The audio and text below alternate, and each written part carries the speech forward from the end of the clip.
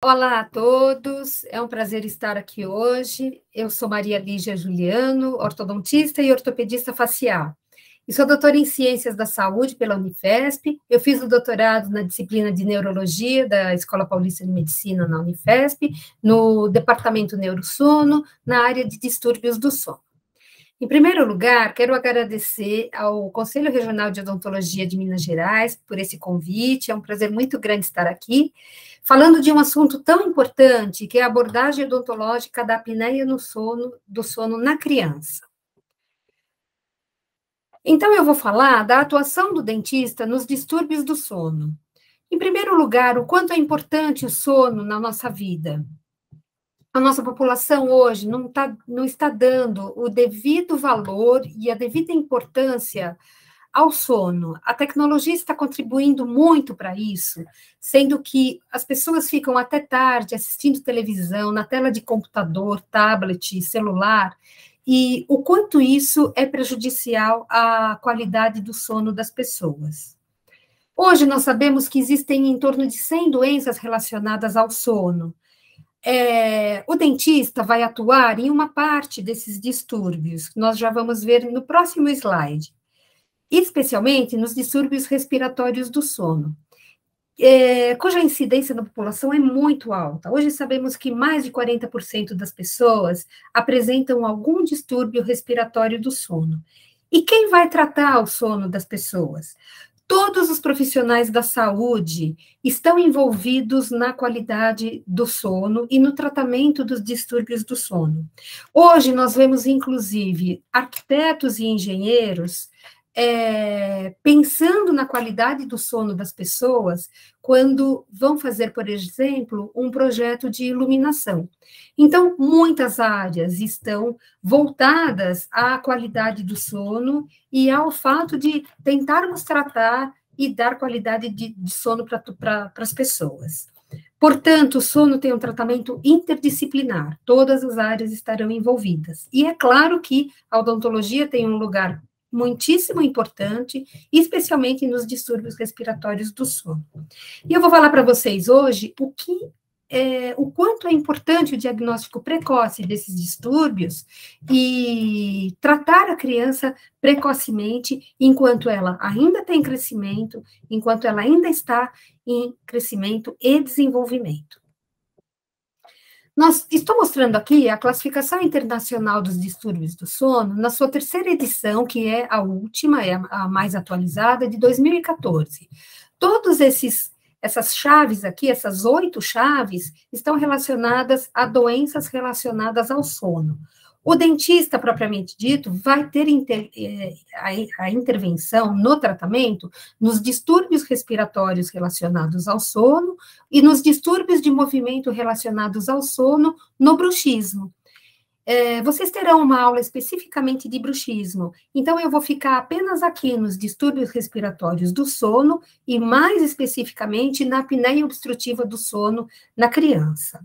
Os distúrbios respiratórios relacionados ao sono possuem todas essas divisões, todas essas doenças relacionadas ao sono, ao distúrbio respiratório, cada uma delas muito importante, com várias doenças relacionadas, e eu vou ficar apenas aqui, a apneia obstrutiva do sono, que é muito impactante na vida da criança, e também na do adulto, e vamos até ver a diferença entre adultos e crianças. Então, muitos de vocês, com certeza, já devem saber o que é a apneia obstrutiva do sono, mas eu vou aqui fazer uma explicação bastante rápida para quem nunca teve conhecimento sobre isso e que está tendo contato com a doença pela primeira vez. A apneia obstrutiva do sono é caracterizada por uma parada respiratória durante o sono, acima de 10 segundos no adulto e acima de 5 segundos na criança. Então, o adulto que para de respirar acima de 10 segundos, quando isso é visto na polissonografia, que é o exame do sono, o exame feito no laboratório do sono, acima de 10 segundos, o médico que está laudando vai considerar um evento de apneia, e na criança, acima de 5 segundos. Os sítios de obstrução Na criança são a adenoide e a amígdala. E vamos ver um pouquinho como é que acontece essa obstrução. Se nós considerarmos aqui, desde a pontinha do nariz até o pulmão aqui embaixo, que não está representado nesse desenho, nós vamos ver que o caminho do ar, ele vem por todo esse trajeto. Didaticamente, para poder entender, a gente consegue dividir esse segmento em três. Este primeiro segmento, que é o nariz, cavidade nasal, a traqueia, que é o terceiro segmento, e são dois segmentos, o nariz e a traqueia, bastante rígidos. Nariz formado de osso e cartilagem, e a traqueia também uma estrutura bastante armada, sem colabamento. Esses dois segmentos são unidos pela faringe, que se comporta como um tubo muscular bastante flexível. É claro que o nariz também possui algumas obstruções, edema, crianças que têm rinite alérgica, desvio de septo, cornetos grandes, hipertrofiados.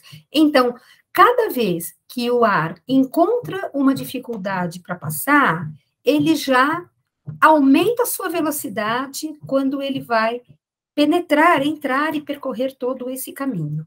Cada vez que ele entra com uma velocidade maior, porque tem dificuldade de entrar, este tubo muscular, que é o trajeto de toda a faringe, tende a fechar e colabar. Então, o ar passa com velocidade, e com a velocidade mais avançada, maior, as paredes tendem a fechar.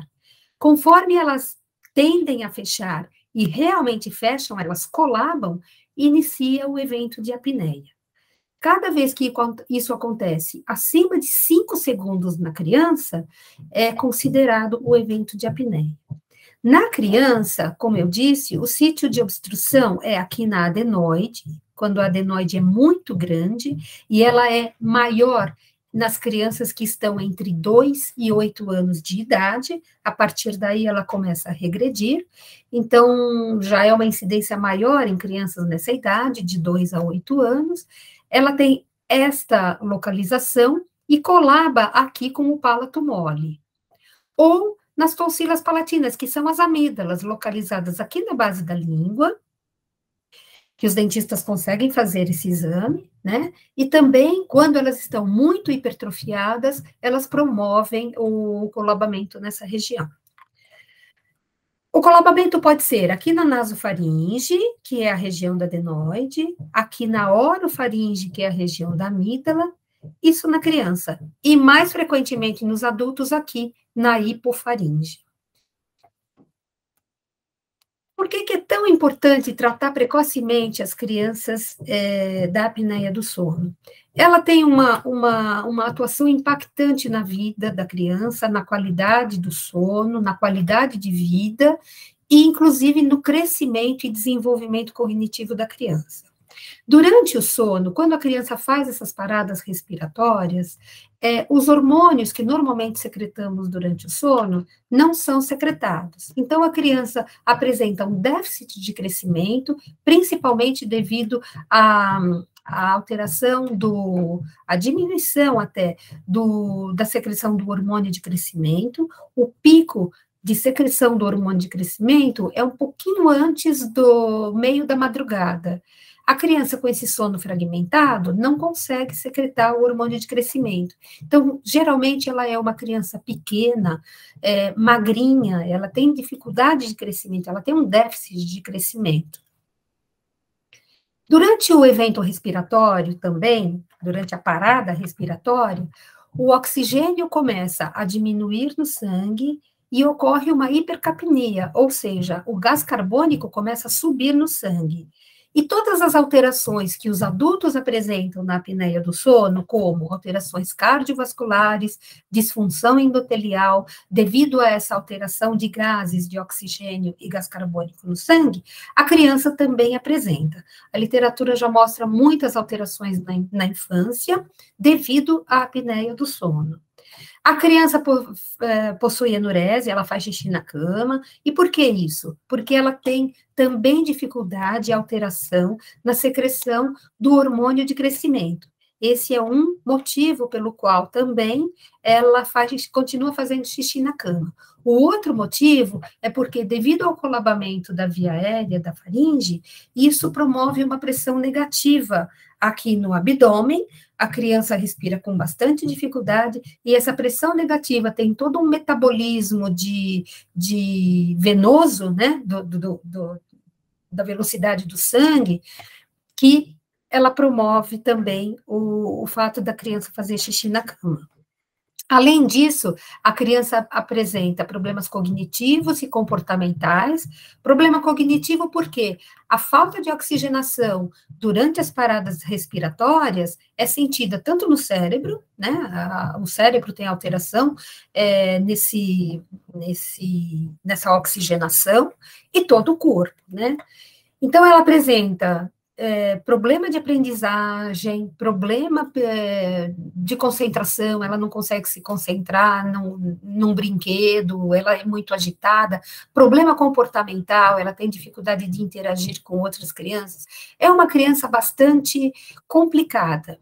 E é claro que a apneia também está presente em crianças sindrômicas, em síndrome de Down, outras síndromes, tantas outras síndromes neurológicas até, que a apneia do sono está presente nessa criança. Mas, muitas vezes, a criança é normal, ela não tem nenhum comprometimento neurológico, criança absolutamente normal, mas que está tendo esse impacto na sua saúde, no seu crescimento, no seu desenvolvimento, devido à apneia. Então, é uma criança que, se for tratada precocemente, ela deslancha na vida, ela vai crescer, ela vai aprender, sem problema nenhum. E também, por conta da alteração bucal que a apneia do sono causa na criança, promove na criança, todos nós sabemos, dentistas sabemos, o quanto que a respiração bucal é impactante no crescimento craniofacial da criança. Então, ela vai ter uma alteração nesse crescimento e também na oclusão dentária, vai ter uma alteração na oclusão dentária, e é aí que o dentista vai entrar para tratar a apneia na criança. Então, vamos ver algumas diferenças entre os adultos e as crianças. Geralmente, os adultos apresentam um ronco muito alto e frequente. Lembrando que a apneia é uma doença progressiva. Ela começa com um ronco, ela passa por uma fase de que é apenas é necessário um esforço respiratório do paciente para respirar, porque o paciente já tem alguma obstrução, mas ainda não tem dessaturação de oxigênio, ainda não está na apneia do sono, é uma fase intermediária.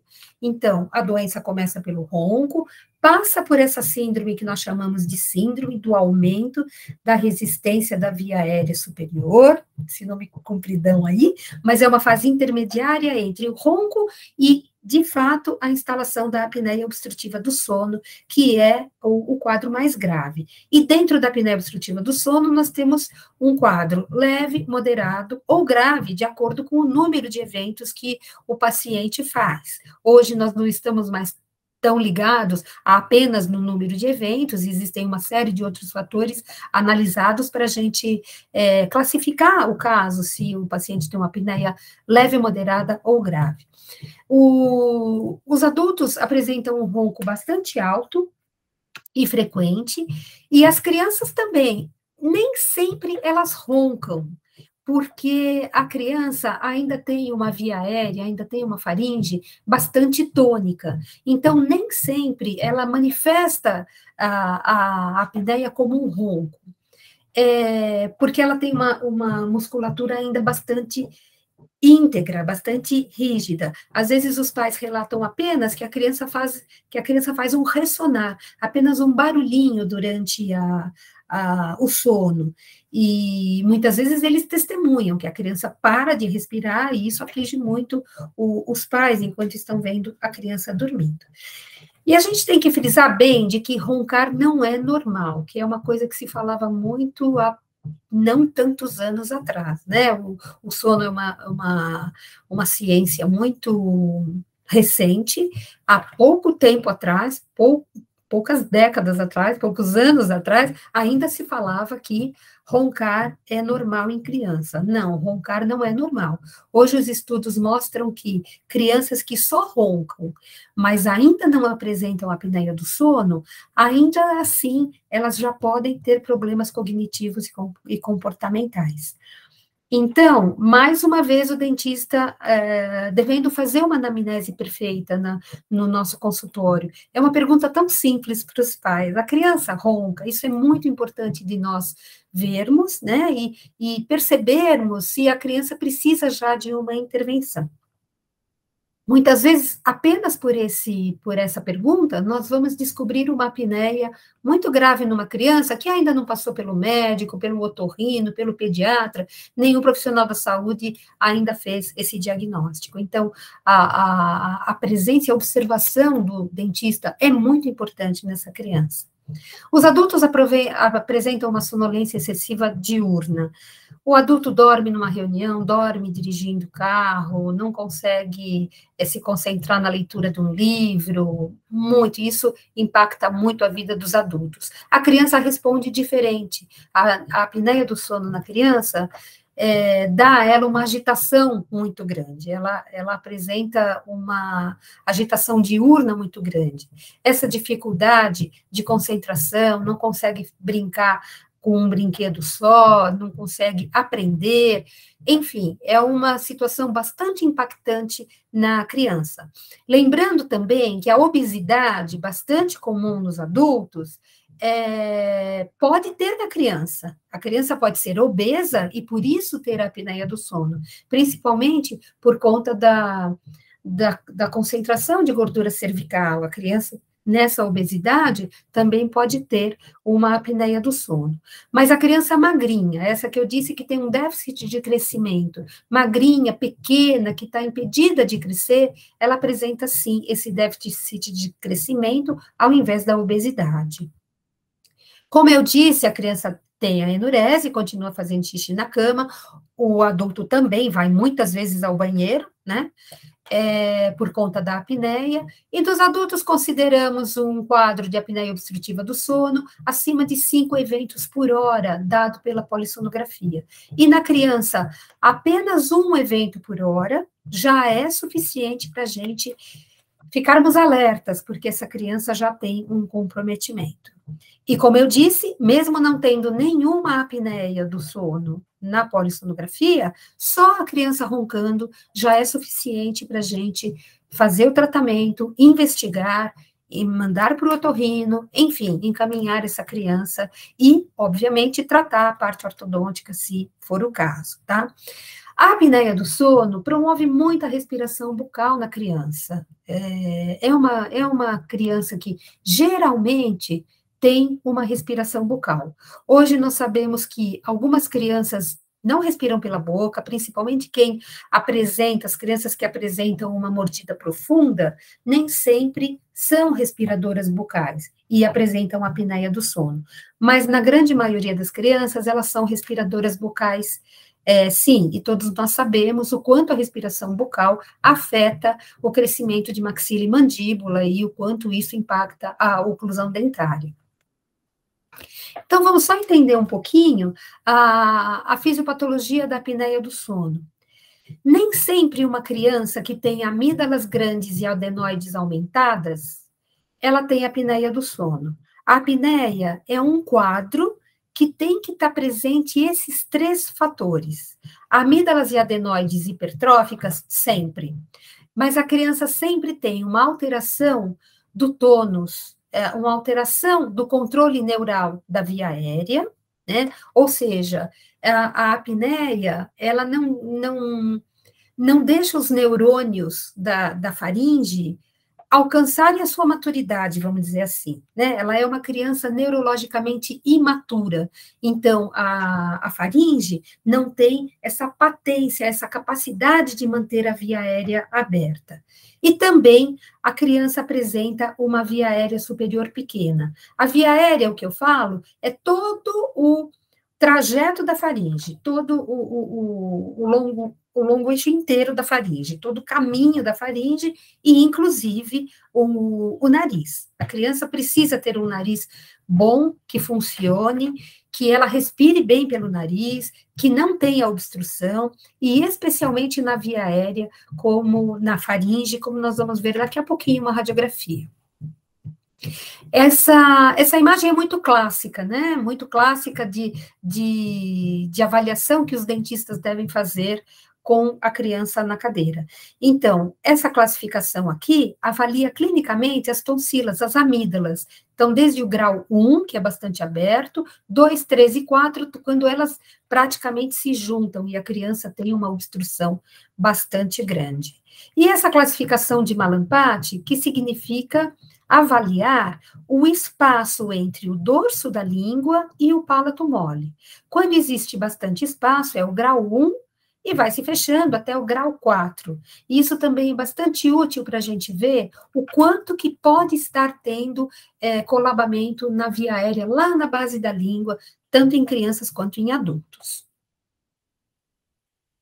O diagnóstico da apneia do sono não é clínico, embora a gente faça um exame bastante minucioso e clínico para detectar fatores de risco da apneia do sono na criança, o padrão ouro é a polissonografia. A polissonografia é o exame feito no laboratório do sono, sempre solicitada pelo pediatra, não pelo dentista, e nós devemos fazer um exame clínico completo na criança, uma anamnese, saber se ela ronca ou não, se ela tem problema cognitivo, se ela tem problema comportamental, a avaliação se ela respira pela boca, se ela tem uma respiração bucal ou não, a postura da criança, geralmente a criança que respira pela boca, ela tem uma postura com a cabeça bastante para frente, assim, o perfil facial, as amígdalas que estão aqui mostrando bastante hipertróficas, enfim, nós devemos fazer um diagnóstico clínico bastante grande, porém, o padrão ouro para diagnosticar a apneia do sono na criança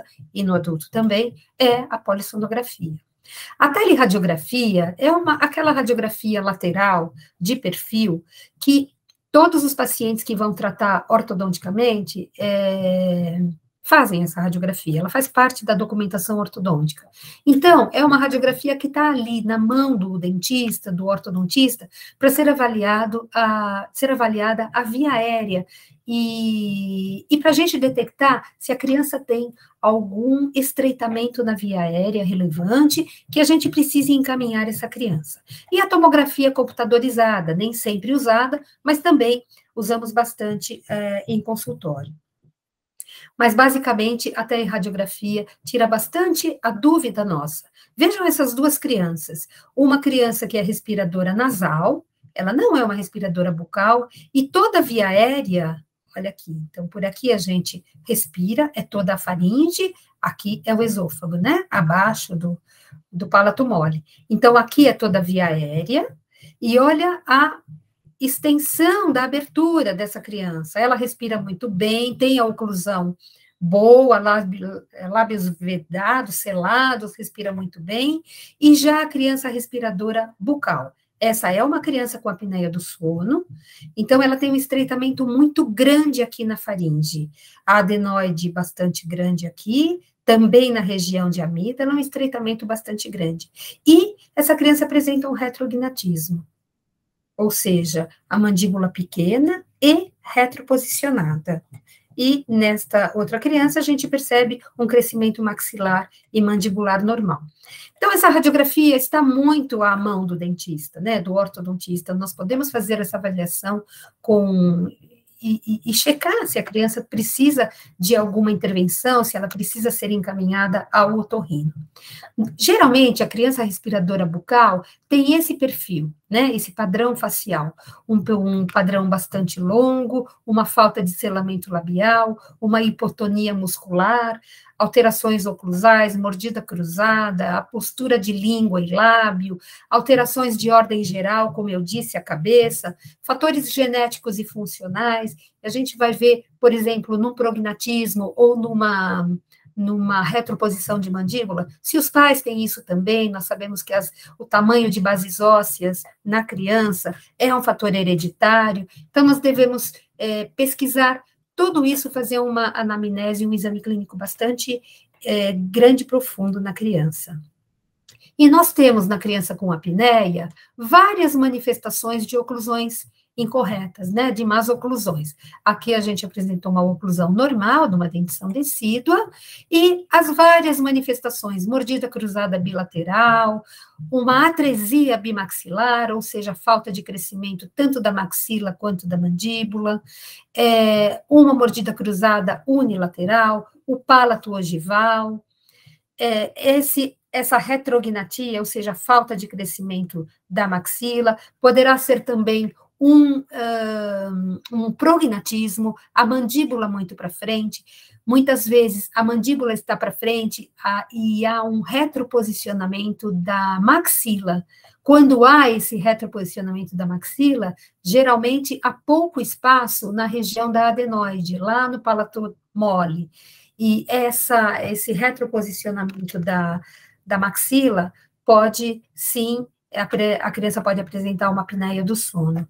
Ou seja, todas as manifestações clínicas que se traduzem em uma cavidade bucal pequena, em que tem pouco espaço para a língua trabalhar, por exemplo, nesse palato ogival, nessa mordida cruzada, quando tem pouco espaço para a língua, ou numa criança prognata, em que a língua tem uma posição muito baixa, acomodada na mandíbula, para onde vai essa língua? Ela vai se retroposicionar. Ali, principalmente na hora do sono, quando tem o relaxamento, a língua vai cair lá para trás para a faringe e vai favorecer o colabamento na criança.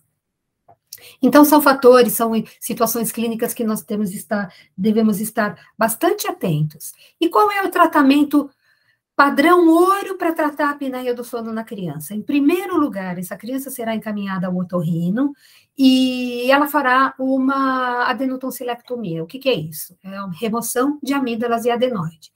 Esse é o padrão ouro para o tratamento da criança. Só que já foi mostrado na literatura que mais de 20% das crianças que fazem essa cirurgia ainda assim continuam tendo apneias residuais, por conta da má oclusão, da falta de espaço bucal, e por isso a criança deverá ser tratada fazendo um tratamento ortodôntico ou ortopédico para tratar a constrição maxilar e a retrusão mandibular.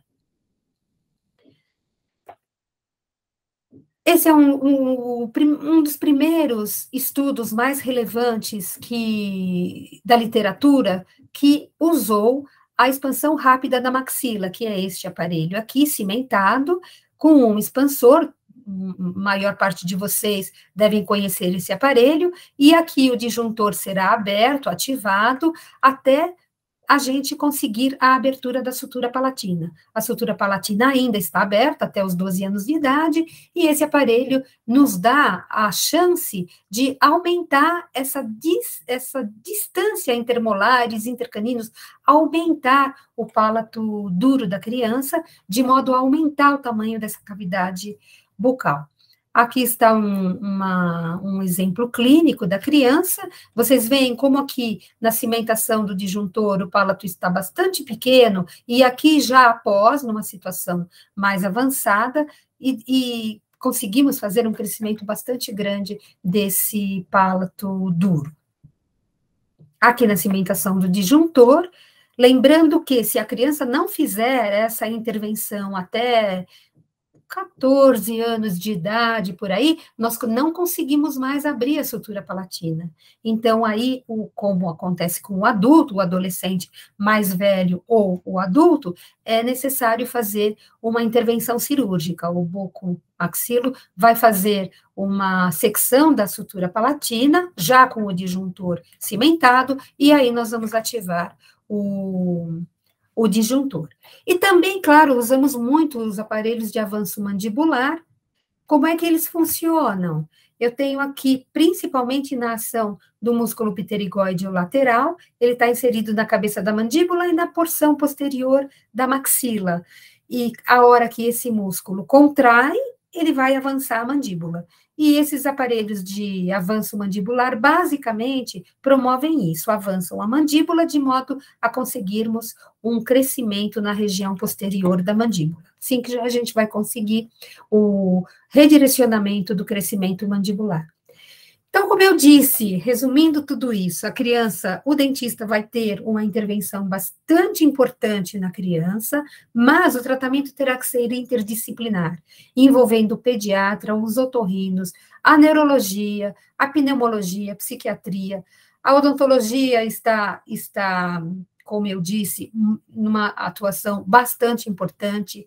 A questão da língua, a língua, quando conseguimos mais espaço para essa língua, o tratamento fonoaudiológico é importantíssimo para a reeducação da língua, a psicologia, a fisioterapia, a nutrição. Fisioterapia entra nos casos em que crianças graves com apneia deverão usar o CPAP, aquele aparelho para respirar e dormir com ele. A nutrição em casos de obesidade e tantos outros. A gente diz que todos os profissionais de saúde devem estar envolvidos no tratamento da apneia do sono. Então, concluindo, o que compete ao cirurgião dentista? Identificar os fatores de risco para a apneia nas crianças, fazer um exame clínico muito minucioso, intra e extrabucal, pedir exames complementares, como a teleradiografia, se for o caso, nos tratamentos ortodônticos, e, de fato, fazer o tratamento ortodôntico quando tem indicação, para a diminuição do ronco e apneia. A literatura mostra uma eficácia bastante grande nesse tipo de tratamento. E, claro, identificar quais profissionais poderão estar envolvidos no tratamento da apneia e encaminhar a criança para cada um deles. E, óbvio, acompanhar o crescimento da criança após tratamento e vamos ver se essas crianças, né, terão apneia quando adultos ou não. O sono é muito recente, nós ainda não sabemos se, tratando a criança durante o crescimento, ela será um adulto ou não com apneia. Nossa esperança é de que não, de que nós estejamos realmente tratando as crianças e prevenindo a apneia do sono lá na frente. Tá certo? Eu agradeço a atenção de vocês, muito obrigada mais uma vez ao Conselho Regional de Odontologia de Minas Gerais, e eu estou à disposição para no meu e-mail e no celular. Fiquem à vontade de entrar em contato para perguntas. Foi um grande prazer. Obrigada.